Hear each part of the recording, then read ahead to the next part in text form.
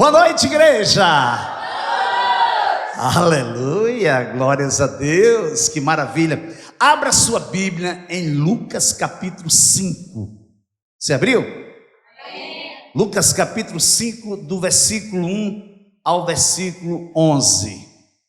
Aconteceu que Jesus estava junto ao lago de Genezaré, e a multidão o apertava para ouvir a palavra de Deus. Versículo 2. Então ele viu 2 barcos junto à praia do lago. Os pescadores tinham desembarcado e estavam lavando as redes. Diga comigo assim, ó, lavando. Não, diga mais alto, diga bem alto, diga, lavando as redes. Versículo 3. Entrando num dos barcos que era o de Simão, Jesus pediu-lhe que o afastasse um pouco da praia e, assentando-se no barco, ensinava as multidões. Quando acabou de falar, Jesus disse a Simão: leve o barco para o lugar mais fundo do lago e então lancem as redes de vocês para pescar. Em resposta, Simão disse: mestre, havendo trabalhado toda a noite, nada apanhamos, mas sob esta sua palavra lançarei as redes. Fazendo isso, apanharam grande quantidade de peixes, e as redes deles começaram a se romper. Versículo 7. Então fizeram sinais aos companheiros do outro barco, para que fossem ajudá-los, e foram e encheram ambos os barcos, a ponto de quase afundarem. Vendo isto, Simão Pedro prostrou-se aos pés de Jesus, dizendo: Senhor, afaste-se de mim, porque sou pecador. Pois à vista da pesca que fizeram, a admiração se apoderou dele e de todos os seus companheiros, bem como de Tiago e João, filhos de Zebedeu, que eram seus sócios. Então Jesus disse a Simão: não tenha medo, de agora em diante você será pescador de gente. E arrastando eles os barcos para a praia, deixando tudo, o seguiram. Vamos orar? Curva sua cabeça. Querido Deus, amado Pai, Tu que és bispo e pastor de nossas almas, em o nome de Jesus, nós te louvamos. Nós te louvamos e aquietamos nosso coração nesse momento, porque queremos ouvir a Tua voz mediante a exposição da Tua palavra, Deus. Sê conosco, Pai. Fala conosco, Pai, que nós queremos Te ouvir, em nome de Jesus. Amém. Amados, eu estou intitulando essa mensagem de A Mentalidade de um Escolhido. Diga comigo, a mentalidade de um escolhido. Todos nós, sem exceção, já provamos o gosto amargo do fracasso. Você sabia? Todos nós, sem exceção, já provamos o gosto amargo do fracasso. Fracassamos em muitas coisas e de várias maneiras. Claro que o fracasso é doloroso. Você sabia? Claro que você sabe, que você já passou por isso. Tem muitos adolescentes aqui que ainda não passaram pelo fracasso, ainda não sentiram o gosto amargo do fracasso. Mas o fracasso, ele dói, ele é dolorido, ele nos constrange de tal maneira que nós perdemos as forças, ficamos enfraquecidos. Mas existe uma parte bíblica que nos diz que a tristeza, segundo o mundo, gera morte, mas a tristeza, segundo Deus, gera vida. Preste atenção que Deus já começou a inclinar os seus ouvidos e o seu coração para a mensagem. A mentalidade de um escolhido. Hoje você vai entender e compreender e aceitar que você tem a mentalidade de um escolhido. Amém? Você pode aplaudir a Jesus? Aleluia! Então, o fracasso é doloroso, costuma nos arrastar para um lugar recheado de culpas e de vergonha, sabia? Geralmente, o fracasso, ele nos arrasta para um lugar recheado de culpas e de vergonha. Na maioria das vezes, nos sentimos sobrecarregados e ainda por cima nos advém.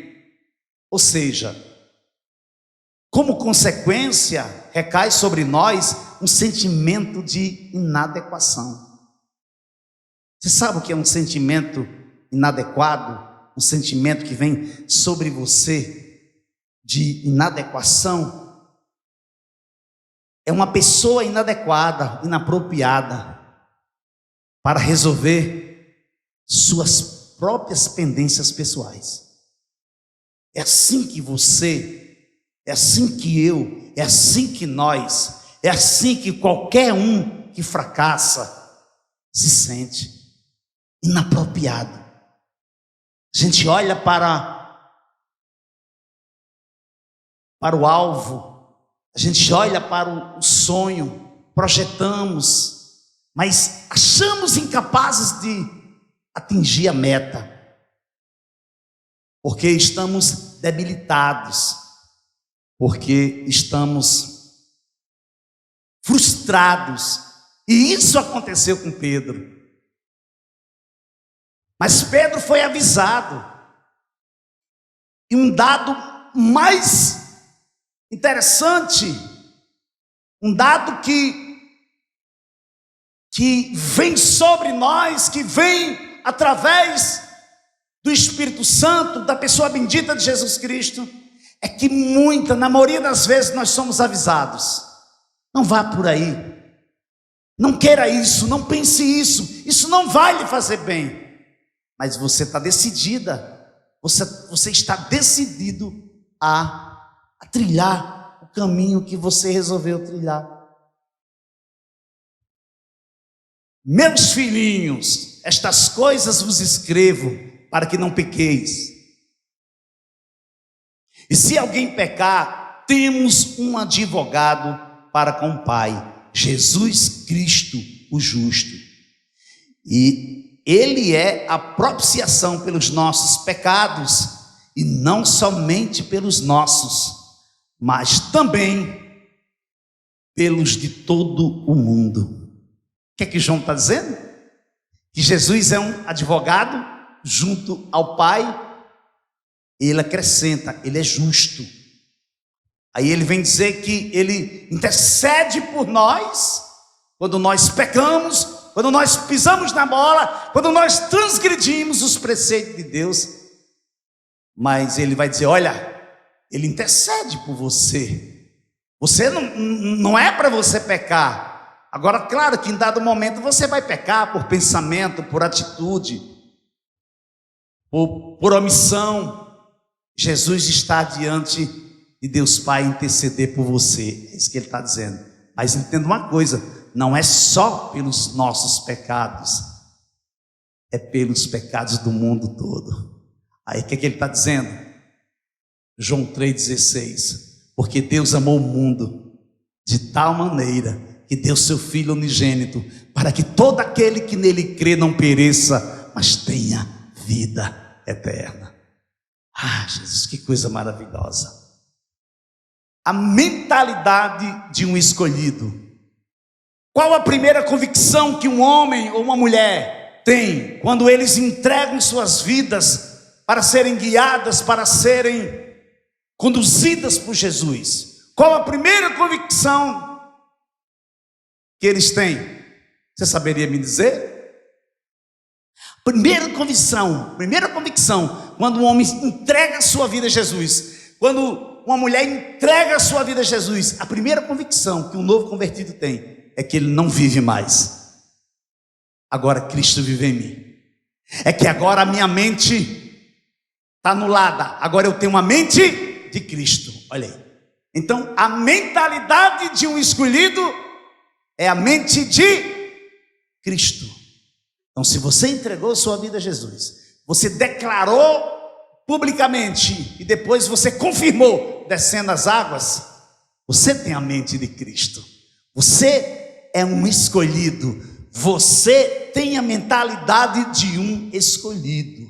1 Coríntios capítulo 2,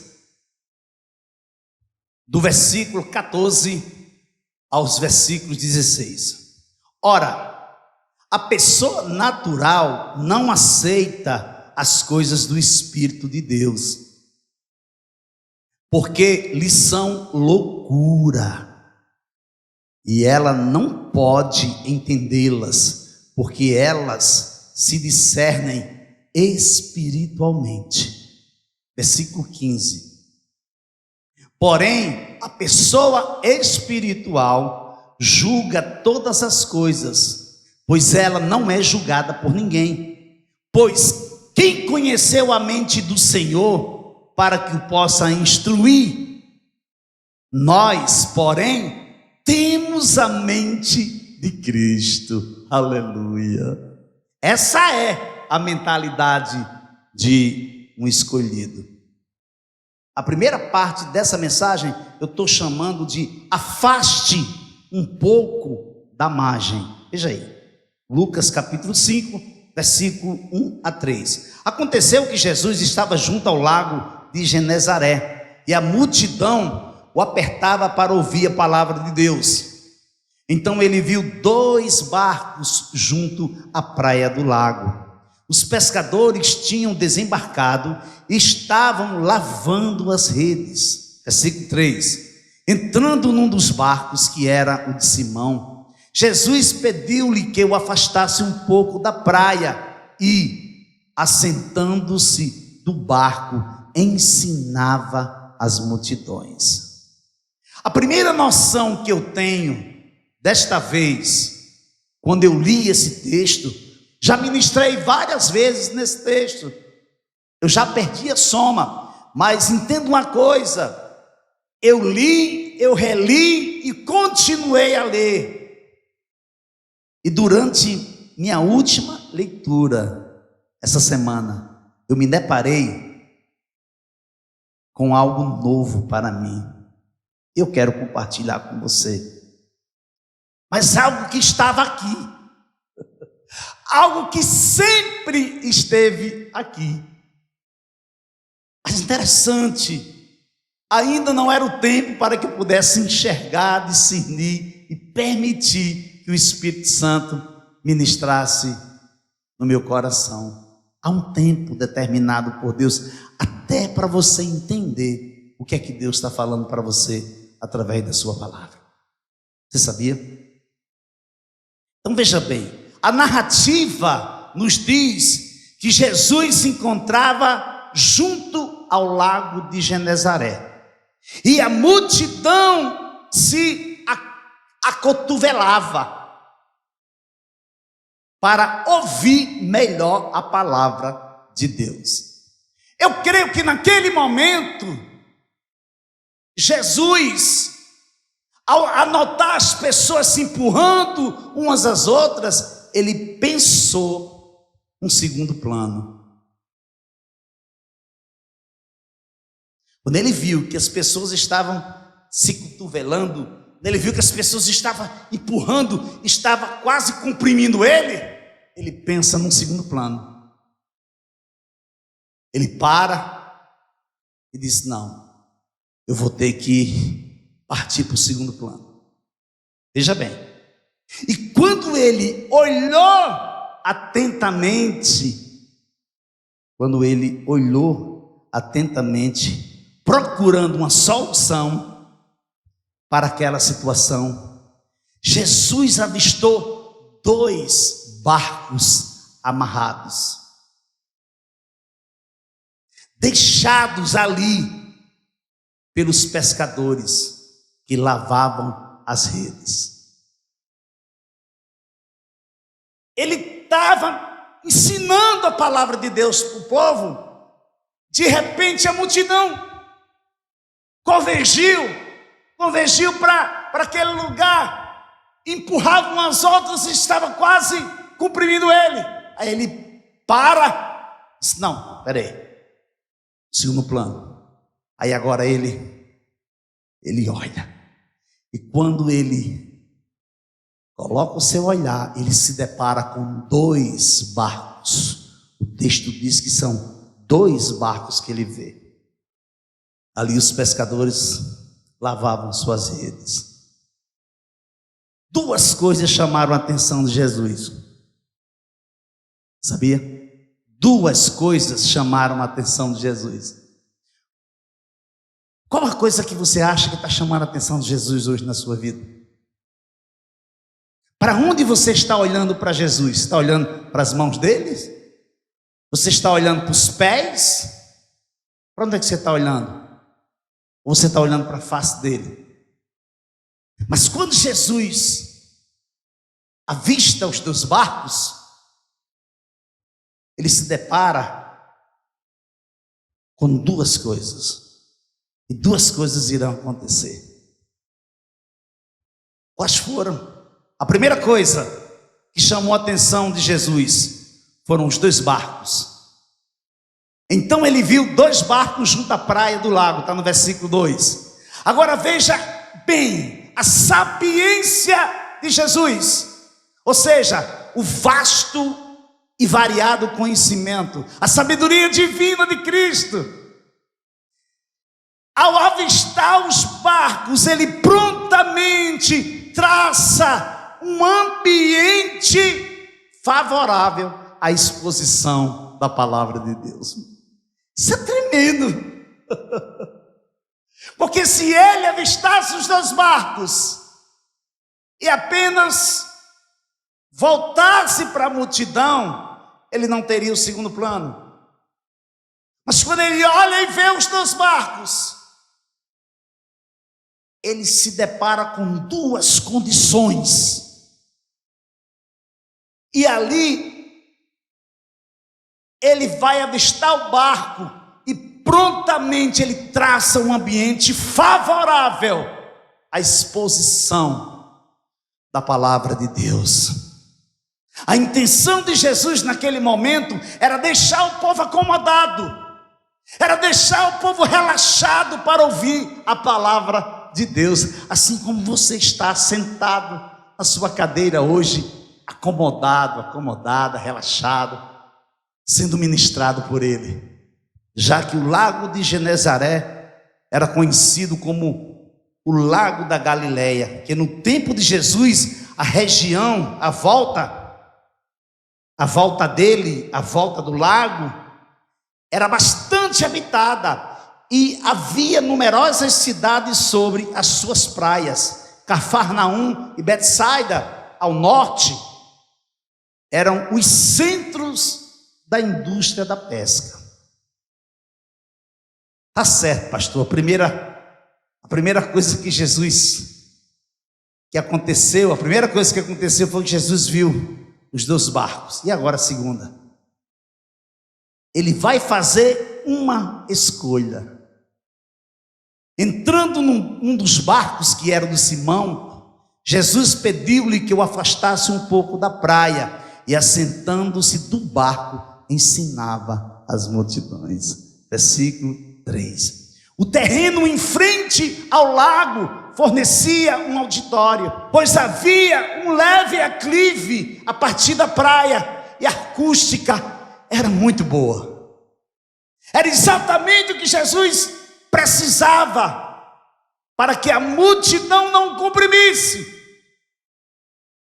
Um detalhe que não podemos deixar, não podemos passar despercebido, é que os pescadores, mesmo sem ter êxito, mesmo sem conseguir pegar sequer um peixe, eles não deixaram de lavar as redes. Eles não deixaram de lavar as redes. Eles estavam lavando as redes. E normalmente a limpeza das redes era um trabalho matutino que era realizado depois de uma noite de pescaria. E nessa noite eles não tiveram êxito, eles não pegaram na dica de nada. Qual foi a escolha que Jesus fez? Você saberia me dizer nesta noite? Eram 2 barcos. Jesus escolhe o barco de Pedro. Assim como ele escolheu você. Assim como ele escolheu a Mariana. Existem inúmeras Marianas no mundo todo. Mas só existe uma Mariana Rodrigues com um único DNA. Assim como ele escolheu a Eli. Quantas Elisângela não existem nesse Brasil afora, nesse mundo afora, mas não tem nenhuma Eli, a bonequinha da ISS com o DNA dela. Não tem. A Cida Souza, Jesus catou, escolheu. Quantas Cidas não tem? Só aqui tem 2, né? Cida Rodrigues e Cida Souza. Imagine nesse Brasilzão afora. Mas com o DNA da Cida Souza, só tem ela. É assim que Jesus faz. Então ele poderia muito bem ter escolhido outro barco, mas ele escolheu o barco de Pedro. Mas por que ele escolheu o barco de Pedro? Jesus escolheu o barco de Pedro. Percebemos que Jesus faz do barco de Simão Pedro um púlpito para ministrar as multidões. Meu Deus, que coisa tremenda. Segunda parte da mensagem: em águas profundas. Veja aí, Lucas capítulo 5, versículo 4 e 5. Quando acabou de falar, Jesus disse a Simão: leve o barco para o lugar mais fundo do lago e então lancem as redes de vocês para pescar. Em resposta, Simão disse: mestre, havendo trabalhado toda a noite, nada apanhamos, mas sob esta sua palavra lançarei as redes. Lucas capítulo 5, versículos 4 e 5. A singularidade do Evangelho não está em nos levar a fazer algo totalmente novo. Eu queria que você olhasse para aqui. Eu quero que você preste atenção, porque a partir de agora a mensagem vai afunilar. Preste atenção, ó.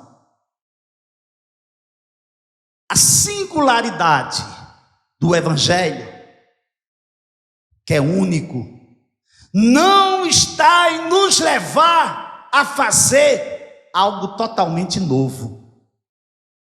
Você se converte, Deus escolhe você, Jesus chama você, cata você num charco de lodo, tira você lá de atrás da malhada, traz você está perdido, perdida, destruída. Jesus coloca você entre príncipes e princesas. E de repente eu digo: eu tenho que fazer algo novo, eu tenho que mostrar que eu sou nova criatura, e agora eu vou fazer tudo novo. Peraí. Eis que tudo se fez novo. As coisas antigas ficaram para trás, caducou. Agora avanço para o alvo. Mas quando ele traça um plano em nossa vida, Ele não nos chama e nem chama você, Ele não me chama e nem chama você para fazer algo totalmente novo.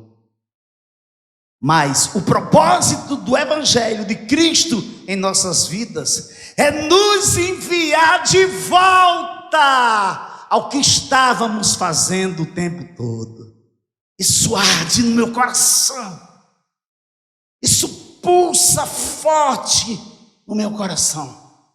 Vou repetir: o propósito do Evangelho de Cristo em nossas vidas é nos enviar de volta ao que estávamos fazendo o tempo todo, mas desta vez com Jesus.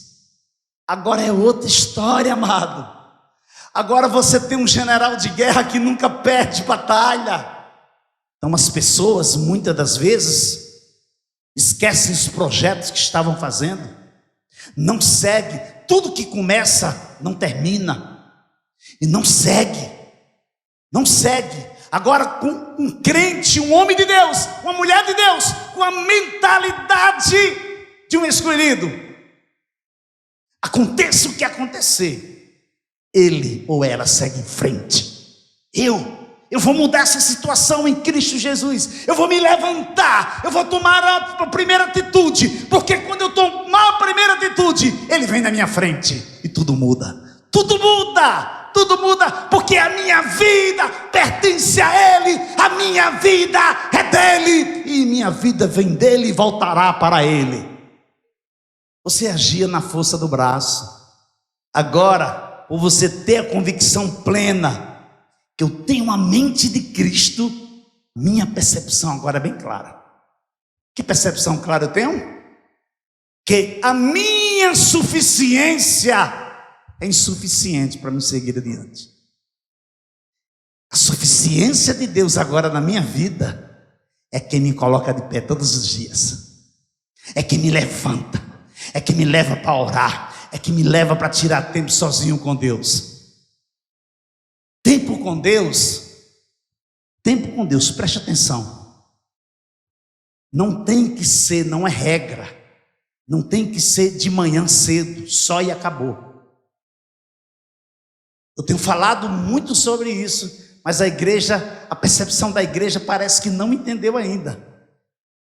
O que eu tenho dito é que o tempo sozinho com Deus, o melhor tempo para você tirar sozinho com Deus é pela manhã, quando você acorda, antes de ir para o trabalho, antes de começar a sua agenda. Você tira seu tempo sozinho com Deus, você entrega tudo nas mãos dEle. Você ouve o que é que Ele tem para você naquele dia. Agora, se o seu tempo não se adequa a tirar tempo com Deus, a tirar tempo sozinho com Deus pela manhã, fica à vontade. Você tira tarde, você tira à noite, você tira a qualquer hora. O importante é você fazer, é você tirar o seu tempo sozinho com Deus. Até mesmo você que está no trabalho, até mesmo no horário do almoço, você vai para um canto sozinho, tira seu tempo sozinho com Deus, e depois você segue seu dia. Vocês entenderam agora, seu pastor? Amém? Então veja bem, uma pessoa que tem a percepção, a mentalidade da mente de Cristo é um escolhido. Você lembra o que eu tenho dito aqui há 7 anos? Você tem que saber quem você é, aonde você está, o que você está fazendo, para onde você está indo e com quem você está indo. Se você não souber disso, querido, amada irmã, você tem que aprender. Você tem que aprender. Porque nem todo mundo torce de fato pelo seu sucesso. Você sabia disso? Infelizmente é uma realidade. Nem todo mundo, nem todo que se diz amigo ou amiga, torce literalmente pela sua vitória, pelo seu sucesso, para que você seja bem sucedido. Infelizmente eu tive que aprender isso às duras penas. Eu tenho um amigo pastor que Liguei para ele: ei, tudo bem? Ele disse: tudo bem, meu querido. Eu disse: estou indo aí na sua casa, viu, para a gente tomar um café. Eu disse: venha, venha. Aí eu fui. Peguei o carro e fui lá. Cheguei lá, a gente tomando café, aí oramos, tudo. E a gente começou a conversar. Ele disse: deixa eu falar uma coisa para você. Eu não ando com todo mundo. Eu nunca tinha ouvido ele falar isso. Ele disse: eu não ando com todo mundo. Tem mais. Se eu perceber que a pessoa, ela não torce por mim, eu cumprimento ela, eu vou continuar amando-a. Mas andar com ela? Ando não. Que vai acontecer o quê? Que lá na frente, a minha vida vai ser o espelho dessa pessoa. Derrotado. Pessoas que são sanguessuga. Eu saí naquela manhã triste, você lembra, né, amor? Cheguei em casa, contei para Bárbara, que hoje é a pastora Bárbara. Cara, eu chorei, porque aquilo me doeu. Porque eu disse: meu Deus, será que eu estou no hall de amigo deles? Ou ele falou isso para dizer que não quer caminhar comigo? Mas eu amadureci e entendi com o tempo que ele não estava falando comigo. Por sinal, hoje ele está passando uma fase assim muito delicada. Perdeu a mulher para o câncer. A mulher dele nova, deixou 2 filhos. O ministério. Todo mundo da igreja deixou ele. Mas a gente amadurece com a dor. Mas você quer saber qual é a mordida que mais dói? É a mordida de ovelhas. Porque nós amamos, nós cuidamos. Mas quando nós abrimos a boca para dizer que amamos, é porque nós amamos mesmo de fato, de verdade. Então, o crente que tem a mentalidade de um escolhido, ele vibra. Quando você é bem sucedido, não precisa, ele só der um rojão de fogos. Ele liga para você: meu irmão, só porque você passou naquele concurso, que maravilha, cara. Olha, você é um cara, você é bem sucedido mesmo. Você vibra, sabe? Aí você conhece o coração da pessoa. Não é aquele tipo de pessoa que dá tapinha nas suas costas e por trás fica falando de você. Não. Então, se a suficiência de Deus não for a minha suficiência, eu estou fadado ao fracasso. Eu não vou conseguir atravessar o rio. Possa ser que o mar eu já atravessei, mas o Jordão eu vou ter dificuldade de atravessar. O que foi que saltou aos meus olhos? Olha para cá, olha para cá. O que foi que saltou aos meus olhos essa semana? Foi que, ao escolher o barco de Simão Pedro, Jesus estava focando na vida de Pedro. Não era o barco era um instrumento, ele transformou num púlpito para pregar para as multidões, que ele usou para pregar para as multidões. Mas o que havia por trás de tudo isso era um propósito de Deus na vida de Simão Pedro. Quero dizer para você que não vai ser do jeito que você quer. Deus vai surpreender você e vai ser do jeito que Ele quer. Você vai espernear, você vai chorar, você vai dizer: está doendo, e vai doer muito, mas vai ser do jeito que Ele quer, porque Ele é quem é o Deus e você é o servo. Ele é o Criador e você é a criatura. Evangelho de João, capítulo 15, versículo 16. Não foram vocês que me escolheram, pelo contrário, eu os escolhi e os designei para que vão e deem fruto, e o fruto de vocês permaneça, a fim de que tudo que pedirem ao Pai em meu nome, Ele lhes conceda. O que eu aprendo com Jesus escolhendo o barco de Pedro e, consequentemente, escolhendo ele. O que eu aprendo? É que ele te escolheu com um propósito específico e excelente, sabia? Jesus te escolheu com um propósito específico e excelente. Existem duas coisas que Jesus faz na vida de um homem ou de uma mulher que acabaram de entregar suas vidas a Ele. A primeira coisa que Jesus faz é ensinar a palavra de Deus através da sua vida. Você já parou para pensar sobre isso? Meu Deus, eu estava lendo o texto, era 2h30 para 2h40 da manhã, eu fui dormir, já quase amanhecendo o dia, eu meditando, a primeira coisa que Deus faz, quando você entrega a sua vida a Ele, ou melhor, a primeira coisa que Deus fez e continua fazendo na sua vida, é mostrando, é revelando a vida de Cristo através da sua vida.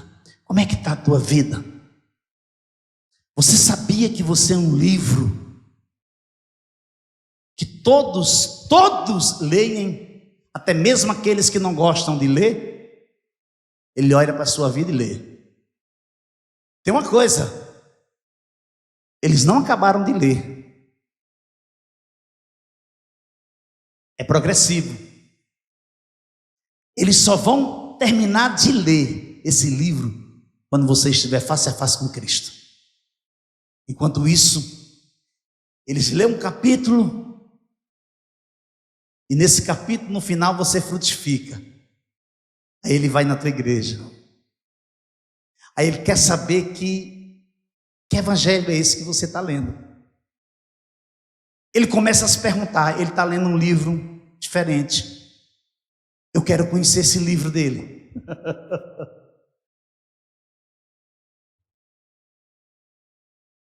Você sabia que uma ligação para uma ovelha leva as pessoas a ler o livro que é a sua vida? E muitas vezes elas se sentem instigadas para conhecer você. Eu lembro que tinha uma ovelha nessa igreja, tem uma ovelha nessa igreja que ela estava febril no trabalho. Eu estava trabalhando em casa, estava construindo um site, e de repente o Espírito Santo dispara e liga para minha filha. Ao mesmo instante peguei o celular, olhei para o horário, exatamente estava se aproximando o horário de almoço. Eu liguei para essa pessoa e disse: como é que você está? Ela disse: pastor, mais ou menos, pastor, melhorei um pouquinho, mas ainda estou com febre. Eu disse: eu vou orar por você agora. Ela estava no trabalho, eu comecei a orar por ela. Mas foi um poder de Deus tremendo. Passou o tempo. E hoje tem uma pessoa nessa igreja que veio porque viu esse telefonema. Quem estava ligando para ti? Isso era meu pastor. Seu pastor ligando para você. Eu quero conhecer seu pastor. Eu quero ler esse livro. E ela veio, e até hoje ela faz parte dessa igreja. Por quê? Simples telefonema. Então, a primeira coisa que Jesus faz através de nossas vidas, Ele diz para mim: afaste o barco um pouco da praia. Ele diz para você: afaste o barco um pouco da praia, porque eu quero começar a ensinar as multidões. Meu Deus! Aglaídes. Jesus está dizendo assim, ó, afasta um pouco da praia esse barco, porque eu quero ensinar as multidões através de você. Gente, o poder da palavra é indescritível. É indescritível, você não consegue descrever. Você lembra daquela menina que veio para dentro da casa de Naamã? Ah, se ele soubesse que existe um profeta em Israel, que ele seria curado através dele. E através das ideias preconcebidas daquele oficial que tinha várias patentes, quase que ele fica sem receber a bênção dele. Quando Jesus terminar de ministrar através da sua vida, vem a segunda coisa que ele irá fazer. Qual é a segunda coisa? A segunda coisa que Jesus irá fazer: vá para as águas profundas e lancem as redes. Através desse ponto, você passará a ter um relacionamento profundo com Deus, mediante a pessoa de Jesus Cristo. Quando acabou de falar, Jesus disse a Simão: leve o barco para o lugar mais profundo do lago e lancem as redes de vocês para pescar. Sabe por que Jesus faz isso? Porque não existe, entenda uma coisa, não existem relacionamentos profundos sem diálogo. Não existem relacionamentos profundos sem comunicação. Não adianta. Você pode ter um amigo de ouro. A moeda, uma das moedas mais valorizadas. Se esse amigo ou se essa amiga não se comunica adequadamente com você, você não aprofunda o relacionamento. Vai chegar um momento que a água vai minguar, a maré vai vazar, e você vai ficar se perguntando: foi o que aconteceu? Eu te amava tanto, você era tão meu amigo, você era tão minha amiga, por que você fez isso comigo? Aí uma vai colocar a culpa na outra, um vai colocar a culpa no outro. É através da comunicação que você cresce nos seus relacionamentos, primeiramente com Deus, depois com seu próximo, dentro de casa com o marido, com a esposa, com os filhos. Mas relacionamentos profundos é que nos levam a realizações profundas diante de Deus. Conclusão. Lucas capítulo 5, versículo de 6 a 9. Fazendo isso, apanharam grande quantidade de peixes, e as redes deles começaram a se romper. Então fizeram sinais aos companheiros do outro barco, para que fossem ajudados. E foram e encheram ambos os barcos, a ponto de quase afundarem. Vendo isto, Simão Pedro prostou-se aos pés de Jesus, dizendo: Senhor, afaste-se de mim, porque sou pecador. Pois à vista da peça que fizeram, a admiração se apoderou dele e de todos os seus companheiros. Quando nos deparamos com nossa realidade mediante a ótica de Deus, nos prostramos aos seus pés. Quando nos deparamos com a nossa realidade, de quem realmente somos, na ótica de Deus, caímos, amado. Caímos de joelhos. Não dá para ficar em pé. Nos prostramos diante do Mestre. Enquanto você não souber de fato quem você é, olha para cá que eu estou terminando. Enquanto você não souber quem realmente você é, enquanto você não parar de brincar com a sua vida, você vai ser uma pessoa triste, você não será uma pessoa realizada, e você não vai avançar. Por quê? Porque você muitas vezes se torna uma pessoa inconstante e não sabe de fato quem ama você, quem valoriza você e quem coloca sempre você para cima. Você terá experiências novas com o autor e consumador da sua fé. Quando você decidir parar, espera aí, eu tenho uma mente de Cristo, eu tenho uma mentalidade de um escolhido. Então aconteça o que acontecer, eu vou fazer o que é certo. Eu vou fazer o que é certo. Jesus te escolheu para você ser um instrumento nas mãos dele e não apenas uma pessoa sem conhecê-lo profundamente, só para pedir, pedir, pedir e pedir. Jesus quer mais de você. Jesus quer mais da sua vida. Essa é a mentalidade de um escolhido. Você pode aplaudir a Jesus nessa noite?